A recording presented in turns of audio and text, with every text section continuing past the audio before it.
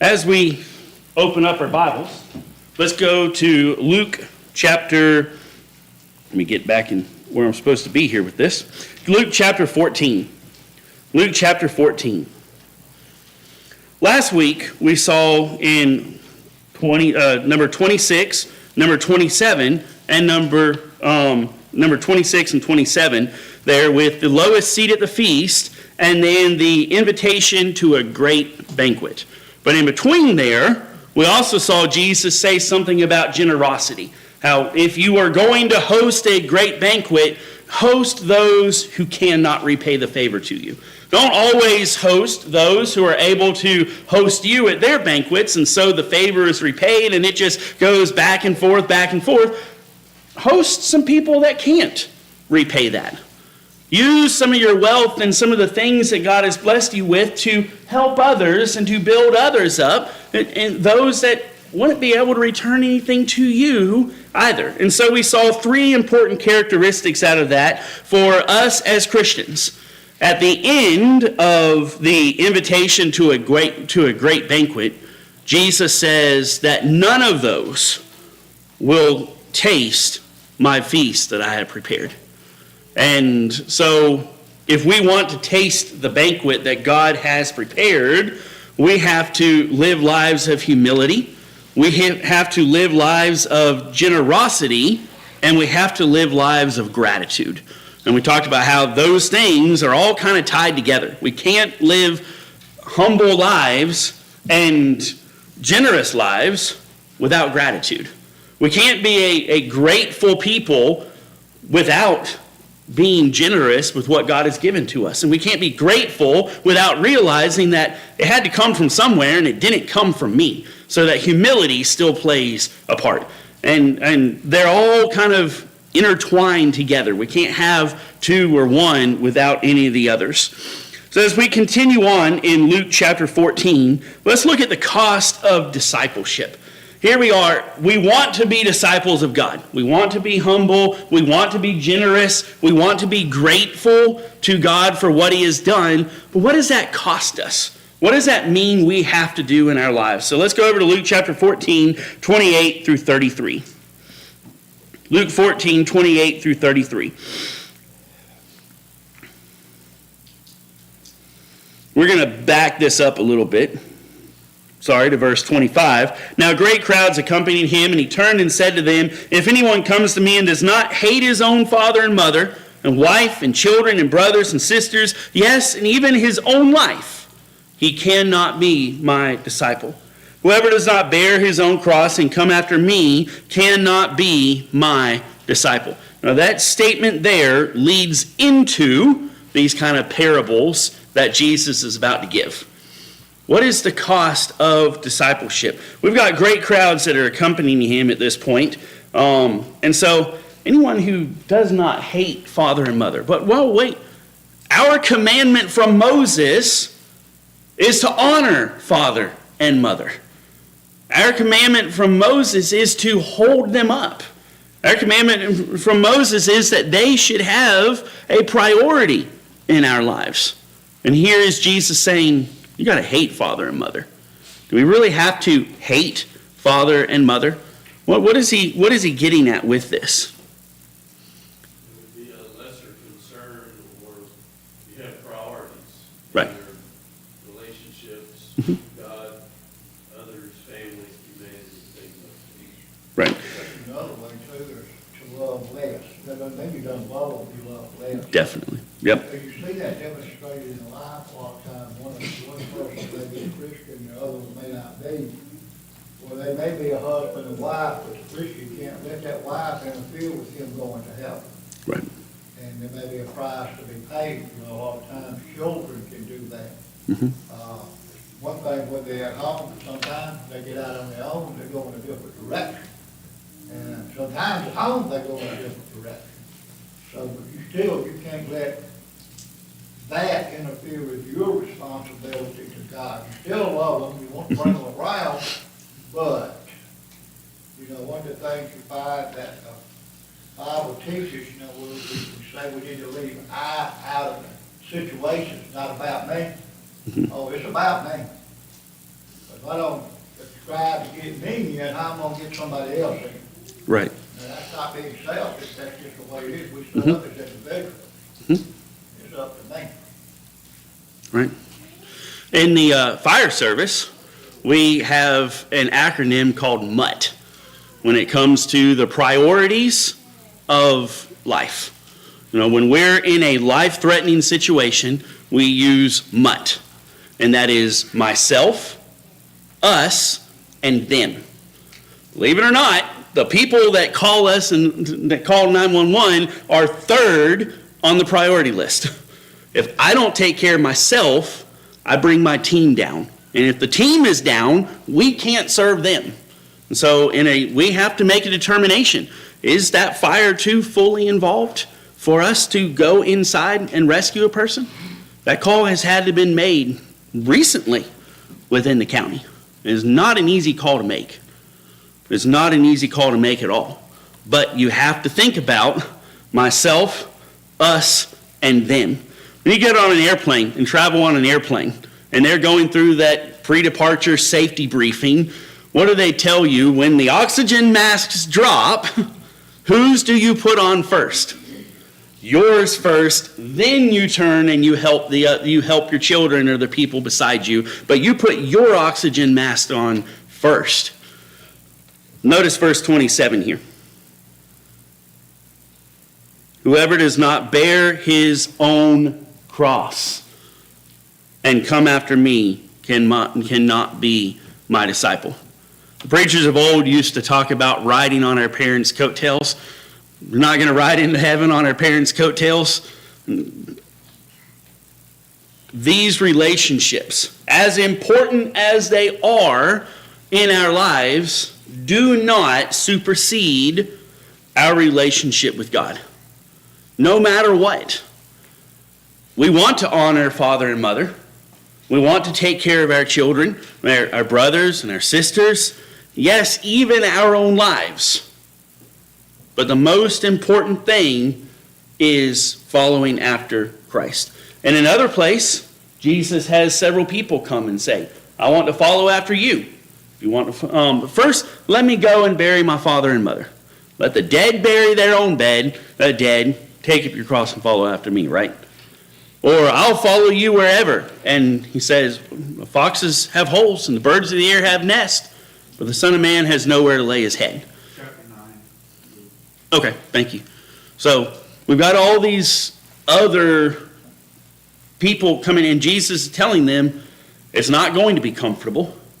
You're going to have to make sacrifices. It's going to cost. We have to be willing to count the cost. And again, I know I say this every time it comes up, but when he talks about bearing your own cross, we're talking about literally dying one of the most excruciating death that has been invented by mankind. I was looking at some news articles the other day, and one caught my eye. The top 10 most painful ways to die. And I thought, I wonder if it's still on there.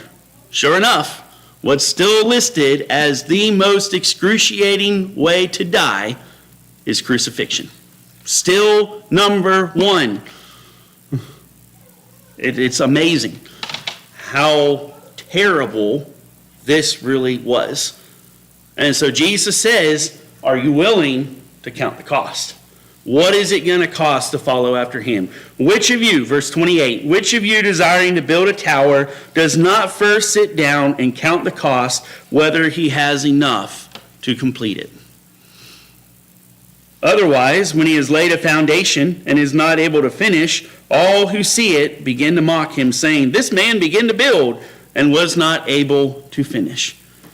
You know, you've got to sit down and you've got to have your parts list, your takeoff list, if you will. We've got the blueprints there. We know what size the building's got to be. We know what walls are going to be in there. We've got everything spec'd out all the way down to the fit and finishes. And so we got to look at our takeoff list, right? We got to see each and every individual part down to the pound of nails and screws. We've got to build our list and know how much this thing's going to cost us.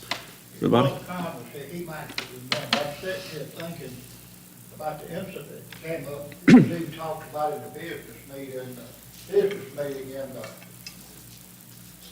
late seventies, early eighties, somewhere along there. I think it was even mentioned a time or two in the congregation by Herbert, but I think me and his son, if I remember correctly, were well acquainted, but the whole point was this: he had contracted cancer, okay? And he began to take a look at the various religious bodies and begin to ask questions about, if I want to follow Jesus, what will it cost? And he had some denominations tell him, well, it don't cost anything. The price has already been paid by Jesus, just accept it in your heart. And that went on for a while. And then finally, like I said, Robert was saying, he makes him remember the people involved in this. I remember it, because it kind of stuck with me. It might have been Harvey Jr., if I remember correctly. Know the guy, went down there. It might have been Harvey Jr. and John Van Johnson might have went down there with him. Anyway, so the question was posed to them, what's it gonna cost me to follow Christ? And they told him everything. He said, well, that's for me. Count the cost. Right. You know?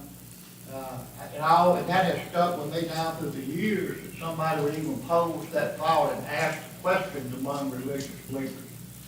He knew there was going to be a price to pay. But something about all the others was telling him that, oh, it don't cost anything, just follow Christ. Oh, you ain't got to do anything, you know?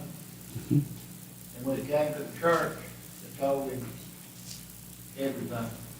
Right. And all, you know, like I say, I think this was kind of what we're talking about here, counting the cost. Definitely. What it's going to cost us something. Yep. Salvation's full and free, yes, but it's going to require us to sacrifice ourselves. Paul says in Romans chapter 12 that we present our bodies as a living sacrifice, holy and acceptable to God, that which is our reasonable service. A living sacrifice. Who was a living sacrifice in the Bible? As an example. Samuel. When Hannah dedicates him to the Lord, it was a living sacrifice. As he grew up, where was he dedicated to? He was dedicated to the service of God. It was a living sacrifice. It's a picture of us. We are a living sacrifice dedicated to God in the temple in his service, right, Brother Jeremy? With the cross, it speaks to commitment. In other words, commitment to Christ and then commitment to death. Because if you were dragging the cross around, you knew the end result was to your death. Mm-hmm. It was going to be completed. So we have to do that on the Christian path. And then it also, again, like you say, it's when we have to forego to continue to bear it, carry it, live that Christian life. You know, people we have to give up, situations, things we used to do, we can't do anymore. Many other factors like that. But it's worth it, the cost is worth it, or the price. He gave everything, we need to give everything, and we get eternity. Right. Yeah, the reward is the return on investment is far, far, far greater than anything that we could hope to amass here in this life, for sure. This man began to build and was not able to finish. Again, going back to that commitment that Brother Jeremy just talked about. If we've committed to something but we don't finish it out, well, have we finished? Have we committed? We haven't fully committed ourselves to it. It's easy to see how the Calvinists would say that if a person acts as a Christian, lives as a Christian for a time, and then returns off to sin and never returns back to his Christian ways, well, he never was saved to begin with. It's kind of easy to see how they might come up with that and how they might see that. It's not biblical, but it's easy to see how that might be a thought that, but it's simply, we just didn't count the cost. I wasn't prepared for this. John Mark didn't count the cost to begin with. when he went out and he served with Paul and Barnabas, and then they get ready to go back out for another trip, and I'm not doing this. And that in itself is a lesson too, that if we don't count the cost properly, that it doesn't just affect us, it affects everyone else around us as well. Or what king, going out to encounter another king in war, will not sit down first and deliberate with his whether he is able with 10,000 to meet him who comes against him with 20,000? And if not, while the other is yet a great way off, he sends a delegation and so asks for terms of peace. When we are facing this battle around us, what king is going to just throw his 10,000 against 20,000 without really deliberating, hey, do I have the right terrain to be able to overcome this numerical difference? Do we have the right technology to overcome this numerical difference? Are we able to arrange our troops in a way that will benefit us and put them at a disadvantage to overcome this? What king is not going to deliberate with his generals and find out whether or not this is possible? Or, like it says, while he's still yet far off, can we kind of figure this out? Can we talk about this before we end up in battle? Is there any way that we can make peace before we do this? So he tries, the situation is hopeless, so we're going to try to come out as best as we can from it. He's counting the cost with that too. Brother Bobby? It's like a lot of things, and this teaches a lot of lessons in our spiritual life. Mm-hmm. Okay, but it also can teach you a lot in your physical life before you run out of the window. Right. You start the process, you say build a house. You run out there and start building the house, you hit it with a disaster. You gotta do a lot of, I think the word is recover. Yes. Them 12 spies that went over there to, Israel, they wanted a reconnaissance mission, and get all the facts down before they went in. Okay? So, you're gonna do a lot of recon, there's a lot of front end work. And really, when you look at it, building the house or going out into the Bible to make that decision, really, it's not a hard decision if you've done your homework. But if you don't do your homework, you headed for disaster. So that's very important. Count the cost. What's it gonna cost? Now, I know we live in a day and age where everything's free. You believe that. Somewhere down the line, somebody got to pay for it, okay?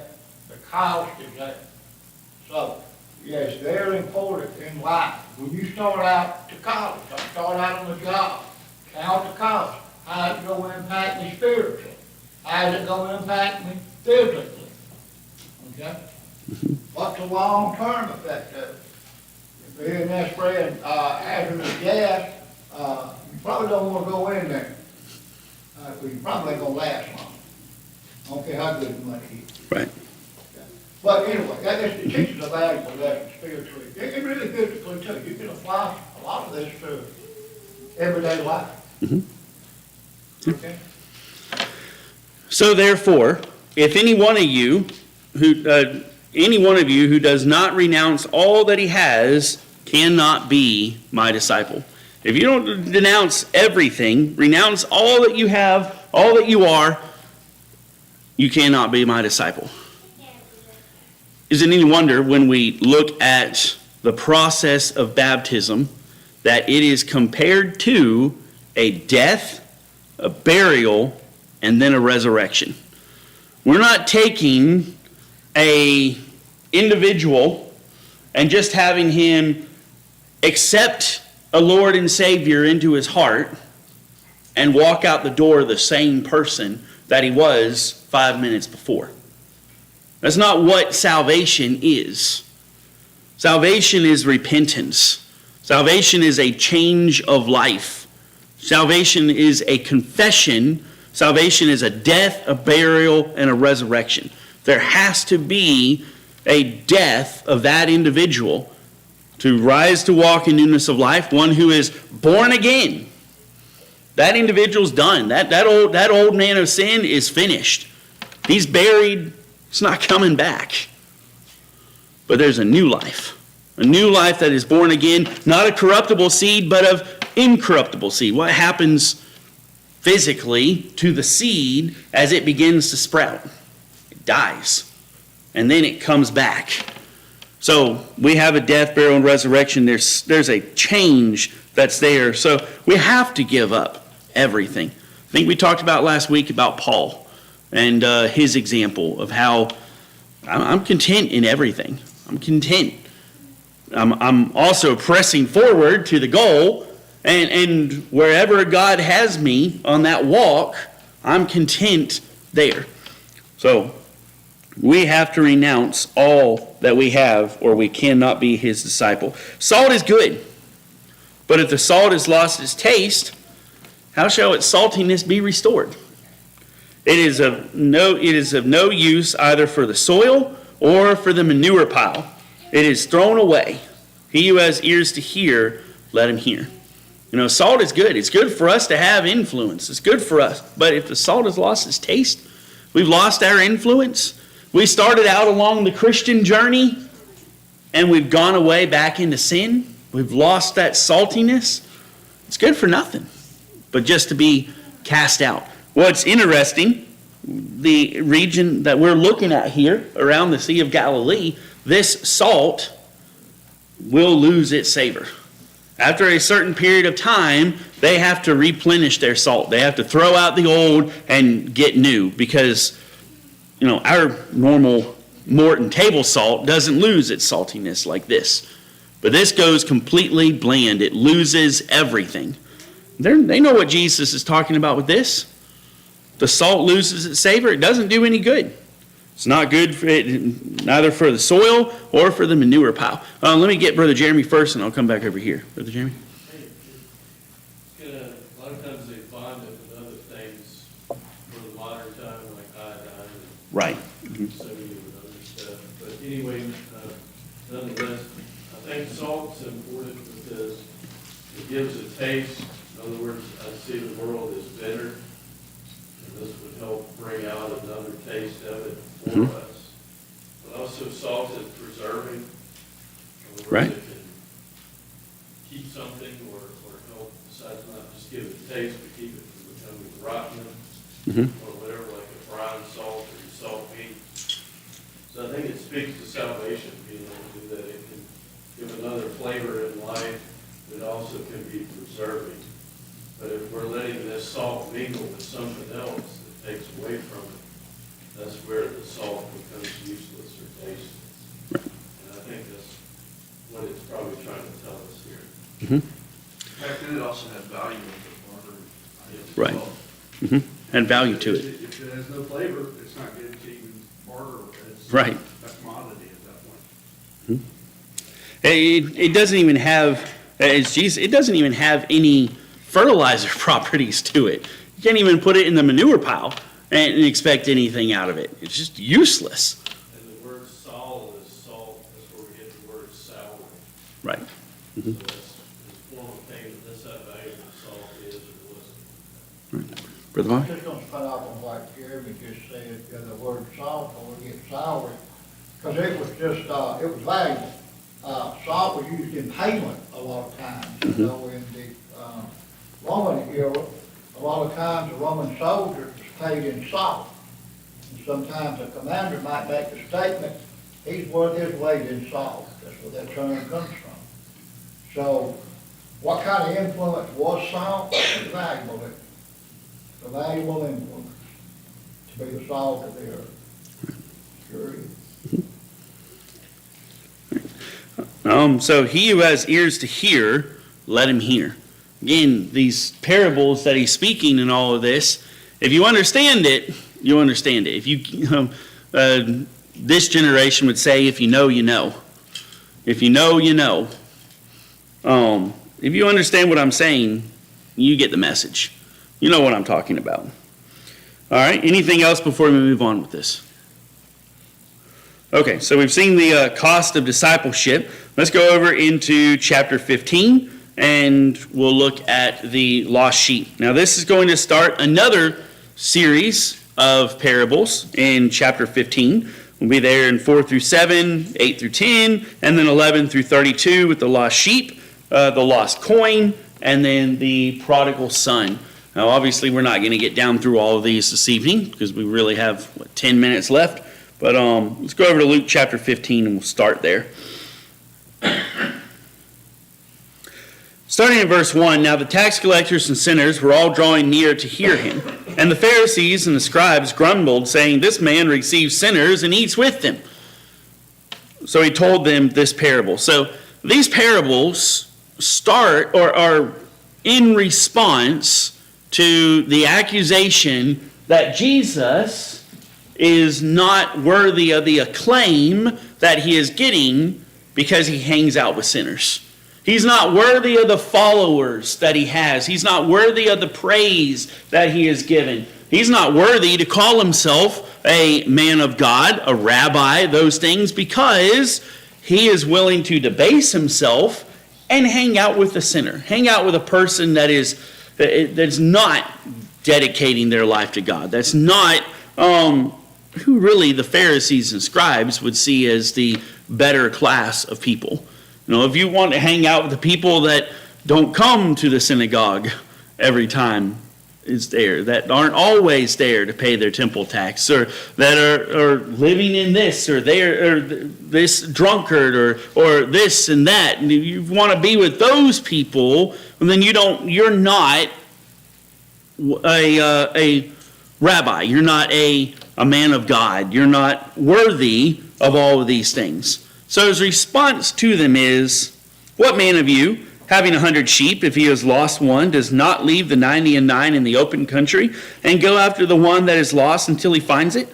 And when he has found it, he lays it on his shoulders rejoicing. And when he comes home, he calls together his friends and his neighbors, saying to them, rejoice with me, for I have found my sheep that was lost. Just so, I tell you, there will be more joy in heaven over one sinner who repents than over 99 righteous persons who need no repentance. If you have 100 sheep and you lose one, well, I've still got 99, right? I've still got 99 sheep. Why am I going to go out there? Why am I going to go off and find that one over there? Any shepherd is going to be aghast at that notion that they would leave one of theirs behind. That would be like leaving one of their children behind. You don't leave one of these sheep. They probably are going around and they're saying, this one's calling it by name. This one's lost. Where's so-and-so? And they're looking for it. They're calling it by name. Because the shepherd knows his sheep. The sheep hear his voice. They know his voice. So they're not leaving one of their own behind. That's just simply unthinkable. That doesn't even cross their mind. To leave the night, to just leave it out there. Oh, well, it's probably already dead anyway. It's probably become lion food anyway. Wolf's probably already gotten it. No, they're leaving their 99. They're going to find that thing. And that's what Jesus is doing. That's the point that he's getting to them is it's completely unacceptable to even think about ignoring the one that needs to be brought back. It's completely unacceptable. It's unthinkable to think that I have come down from heaven to seek and to save that which is lost and not go to those who are lost. In another place, he says that those who are well have no need of a physician. If you're not sick, I'm perfectly healthy, but I'm going to go to the doctor. Why would I go to the doctor? I'm perfectly healthy. I have need of nothing. So, it's unthinkable that I wouldn't try to rescue the lost sheep, Brother Bobby. Yeah, you stop and think about it. Who does a doctor go to? The sick or the healthy? Mm-hmm. Go to the sick. Right. You know, and when I read this parable, I have to think about the day when we had cattle. It talked just about like what he would do. One of the helpers come up missing or a calf, he'd come up with the herd, whatever, and we'd walk them on hills and hollers looking for him. Of course, he'd be doing his herdman call, hoping it would come true. Right. And you're right. Sometimes you'll find them. Mm-hmm. Sometimes they come up on their own while you are looking for them, they back with the herd. But sometimes you found them injured, close to death. Wild dogs or coyotes got them, whatever, but you always go look. Reason for that, that one has value. That one in Jesus' eyes has value. Say for sheep, it has a lot of value. One is your livelihood. Two, you get the wool. Three, you probably get some milk out of it. The value of it. You can trade it. You can sell it. So if it goes missing, that impacts your livelihood, right? It's a part of your being, it's a part of your makeup. Well, so it is with Jesus. If that one is lost, it has great value, that soul does. He wants it back in the fold. Right. Now, one's value is, it's valuable enough to give his life over. Yeah, yeah. I mean, you really have to stop and think about these things sometimes, that before you get yourself out on a limb to where, hey, you know, I got my ticket punched and I'm going to heaven. I ain't associated with so-and-so or this one, that, and the other one, and all like that. But be careful with them thoughts. They can lead you down a path that you may not want to go. You have to think about the church of Corinth as an example. I mean, you talk about, when you go there and look at 1 Corinthians chapter 6, the rabble of the world. If the Pharisees had been in Corinth and the Sadducees, they would have crushed. But somebody had to go. I mean, there wouldn't have been no church yet. I'm sorry. Sometimes you gotta put all this, that, and the other aside, go do what you got to do, go do what Jesus said. You're gonna have to go after it. You know? And hey, you know, a lot of this is, you can put some deep thought into this. About the lost and the sheep, and stuff like that, you know? Well, I know at times too, sometimes you can't find the sheep and it's lost. What do you do?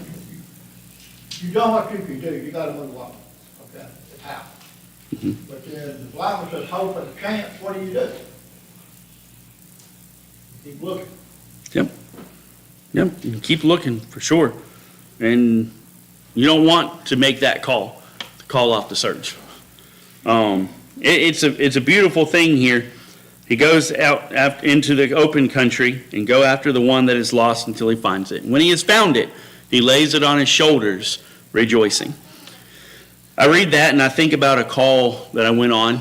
A young boy, I think he was 7 or 8, got lost. He was an autistic child, was lost out in the woods, cold, rainy night, bad night for somebody of that state to be lost for sure. And found him down in a creek bed. And it was, he was ambulatory. He was still kind of walking around and such. He was fine. He could have probably climbed that embankment by himself. But we took a backboard down and we loaded him up on the backboard and we threw him up on our shoulders and we carried him out and put him into the back of the mule and we drove up to the house. We didn't make him walk. We picked him up. We wrapped him up in a blanket, got him secured, got him safe, and we carried him out on our shoulders. When he comes home, he calls together his friends and his neighbors, saying to them, "Rejoice with me, for I have found my sheep that was lost." You know, you might think, what does his friends and neighbors care about the sheep that was lost? What does his friends and neighbors care about this one animal that was gone? But now, he's calling me up and saying, "Hey, I found him. It's lost." Well, he may have called. He may have tried to put him on notice that I've got to go find this thing. And so informing them that the search is over, it's been found, we're good. But also, you care about others around you. You care about your neighbor, especially in these days when that's all you had. Care about your neighbors. You said that he's lost some value here. This is drastic. But other people care about other people. If we're decent, we care about those things. Dad lost a cow several years back. And you know, it's funny, every once in a while, Dawson will still say something about that cow. The one that we lost down there in the creek. Every once in a while, Dawson will say something about that. No, it wasn't ours, but it was family member's cow, right? So we care about those things. We call our friends and our neighbors. Rejoice with me, for I have found my sheep that was lost. Just so, I tell you, as everyone else is rejoicing around, and it's a good thing that, hey, we found this animal, we brought this animal back, there will be more joy in heaven over one sinner who repents than over 99 righteous persons who need no repentance. That idea is going to come back when we get to the prodigal son. The father rejoicing and throwing this banquet because the son has come home, and his son that did not go away, his son that stayed there, his really more responsible one, stayed there. Well, you didn't throw me a banquet. You're not rejoicing over everything that I've done for you. He's gone. He's wasted everything. He's wasted your investments. He's wasted his life, and you're throwing him a party. Well, he's come back home. He's come back. It's not that you've done anything wrong. It's just that he's come back. He's repented. And yes, the 90 and 9 are important. Yes, the 90 and 9, each and every one of them are loved just like that one that is lost. But that one is lost. We have the 90 and 9. We don't want to ignore the 90 and 9. We don't want to let them wander off. We don't want to leave them starving or leave them without water and without good pasture to graze in. We don't want to leave them unprotected for too long. We still want to care for them. We still want to nurture them. We still know them on a name basis as the shepherd knows his sheep. But that one is lost. We've got to make that one. We've got to find that one and bring it back. I cut this story out of one of my recent sermons that I just did. As I've said before, what I've been going back and doing is taking old sermons from when I was 11, 12, 13 years old and re-preaching those lessons, revisiting them, kind of revamping them and re-preaching them. And I cut out one story out of there. And the story was of a man who was looking out over a beach, and there were a bunch of starfish that were out along the beach and dying because the sun was coming up and the tide was out. And there was a man who was down on the beach picking one up and throwing it back in the water, picking it up and throwing it back in the water. And this gentleman approached him and said, what are you doing? You can't possibly hope to make a difference. There's hundreds of thousands, millions of starfish out here. And the man simply bent down, picked up another starfish and threw it back in the ocean and said, I made a difference to that one. We may not possibly be able to save the world. We don't have to save the world. We just got to make the difference for the one. And then when we make the difference for that one, let's make the difference to another one. Let's make a difference to another one and another one and another one. And maybe, just maybe by our influence, they will make a difference for one and another and another. And it compounds and it builds and it grows. All we have to do is make a difference to those that are around us. We just have to be the salt. We just have to be the salt in their lives to bring that savor back to their lives that are lost in sin without hope. To show them a better way. To show them a better life. And by our example and by our influence, maybe perhaps they will be found by the Savior and brought back to Him. We're going to have to close out our lesson there on that one.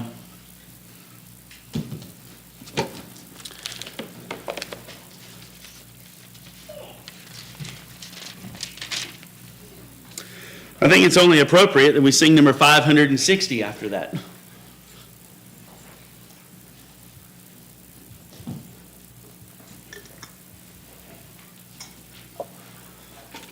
The 90 and 9.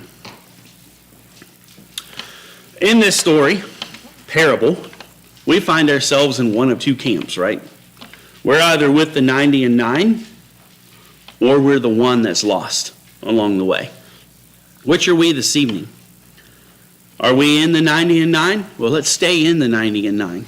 Let's hold fast to our confidence without wavering, for there is great reward. Hebrews 10 and verse 39. But if we're that one that has gone astray, our Savior's voice is ringing through the mountains, calling our name, trying to find us. Let's head back to that voice. Let's follow that voice and find our way back to Him, that we can once again be under His loving care. If we need help in any situation, this evening is the best time to receive it as we stand and ask.